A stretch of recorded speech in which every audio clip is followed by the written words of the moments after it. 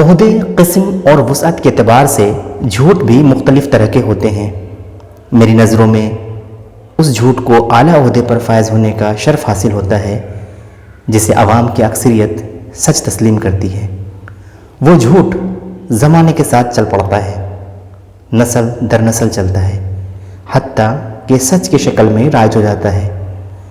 اس جھوٹ کا شکار قوم کے ناخواندہ افراد ہی نہیں بلکہ بسا اوقات صاحب دانہ بھی ہوتے ہیں۔ عوام وہم و گماں میں مبتلا ہو کر اپنی جہل اور نادانی کا ثبوت پیش کرتی ہے اور متعصب اپنی سازش میں کامیاب ہونے کا جشن مناتے ہیں۔ اردو زبان کے متعلق پھیلے ایسے جھوٹوں کو یہاں بے نقاب کرنا مقصود ہے تاکہ قوم اپنی سابقہ معلومات کو تازہ دم کر لیں، نیز ہماری نئی نسلیں اردو کے حقائق سے روشناس ہو جائیں۔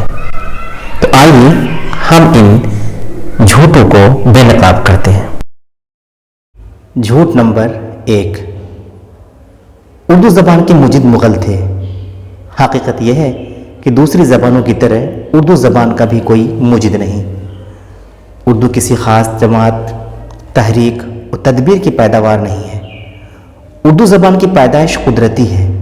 صاحب علم اور باشعور انسان اس بات سے ضرور اتفاق رکھتے ہیں کہ زبان کوئی ایسی چیز نہیں ہے کہ جسے چند اشخاص مل کر ایجاد کریں۔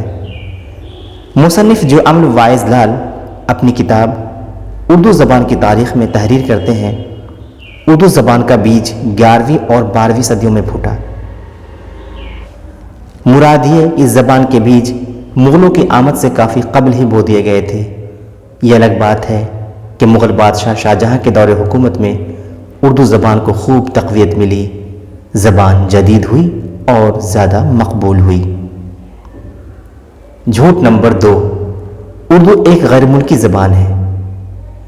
حقیقت یہ ہے کہ اردو ہندوستانی زبان ہے۔ مختلف قوموں، دھرموں اور زبانوں کے میل جول سے یہ زبان رفتہ رفتہ وجود میں آئی۔ اس شائستہ زبان میں سنسکرت، دراوڑی، عربی اور فارسی زبانوں کا بہترین رنگ شامل ہے۔ جھوٹ نمبر 3، اردو مسلمانوں کی زبان ہے۔ حقیقت یہ ہے کہ اردو زبان نہ تو مسلمانوں کی میراث ہے اور نہ ہی ہندوؤں کی۔ اردو زبان مذہب، فرقہ، ذات پات جیسی درجہ بندیوں سے پاک ہے۔ صدیوں قبل جو مسلمان اس ملک میں آئے تھے ان کی زبانیں عربی، فارسی، ترکی یا پشتو ہوا کرتی تھیں۔ اردو زبان نے یہی جنم لیا اور یہاں کی عوام نے اس زبان کو پالا، پوسا، سجایا، سنوارا اور نکھارا ہے۔ اردو زبان کے سیکولر ہونے کی دلیل شاعر منظر بھوپالی نے اس طرح سے دی ہے: یہ نانک کی، یہ خسرو کی، دیا شنکر کی بولی ہے۔ یہ نانک کی، یہ خسرو کی، دیا شنکر کی بولی ہے۔ یہ دیوالی، یہ بیساکھی، یہ عید الفطر، ہولی ہے۔ جھوٹ نمبر 4، اردو لشکری یا فوجی زبان ہے۔ اردو زبان متعدد مختلف ناموں جیسے ہندی، ہندوی، ہندوستانی، دہلوی سے یاد کی جاتی رہی۔ زبان کے نام کی حیثیت سے لفظ اردو کا استعمال 18ویں صدی کے آخر یا 19ویں صدی میں ہوا۔ اس کے لفظی معنی لشکر کے ہیں۔ حقیقت یہ ہے کہ عملی طور پر زبان کے لفظی معنی سے اردو کا کوئی سروکار نہیں۔ بازاروں اور لشکروں سبھی جگہ اردو زبان استعمال ہوتی رہی ہے۔ ایک بات قابل غور ہے کہ زبان کا وجود اور اس زبان کا نام پانا مختلف چیز ہے۔ زبان کا وجود قدیمی ہو سکتا ہے اور نام کافی بعد کا، جیسا کہ اردو کے ساتھ ہوا۔ جھوٹ نمبر 5، اردو عام لوگوں کی زبان نہیں بلکہ بادشاہوں کی زبان تھی۔ ماضی کے اگر مغل بادشاہوں کی بات کی جائے تو ان کی درباری زبان فارسی تھی، لیکن خواص عوام اردو بولتے تھے، خواہ مرد ہوں یا عورت، بچے ہوں یا بوڑھے، گلوکار ہوں یا رقاصہ۔ حقیقت یہ ہے کہ 19ویں صدی کے وسط میں انگریزی حکومت کے دور میں فارسی کی جگہ اردو کو برتری حاصل ہوئی۔ آخری جھوٹ، اسکولوں میں اردو پڑھنے سے کوئی فائدہ نہیں۔ ترقی پسند دور میں معصوم بچوں کی ذہنیت کا مادہ پسندی کی طرف جھکاؤ فطری ہے۔ شاید یہی وجہ ہے کہ عموماً طلباء و طالبات اپنے مستقبل کی کامیابی صرف سرکاری ملازمت میں دیکھتے ہیں۔ اکثر یہ کہتے سنے جاتے ہیں کہ اسکولوں میں اردو سبجیکٹ منتخب کرنے یا پڑھنے کے کیا فائدے، جبکہ مقابلہ جاتی امتحانات میں اردو سے سوالات نہیں پوچھے جاتے ہیں۔ حقیقت یہ ہے کہ معصوم اس بات سے ناآشنا ہے کہ اردو زبان ان کی وراثت ہے۔ وہ اس بات سے بے خبر ہیں کہ اردو زبان ثقافتی اعتبار سے متناسب ہے۔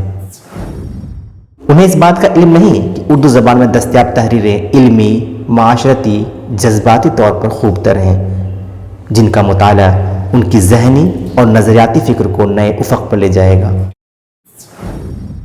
وہ اس بات سے لا علم ہیں کہ ان کا کثیر اللسان ہونا، یعنی ایک سے زیادہ زبان پہ عبور حاصل کرنا، انہیں کامیابی کی بلندی پر پہنچائے گا۔ آپ نے اس ویڈیو میں اردو زبان کے خلاف پھیلی اور پھیلائی گئی جھوٹ کی حقائق سے روشناس ہوئے۔ اردو زبان کی حالت موجودہ وقت میں افسوسناک ہے۔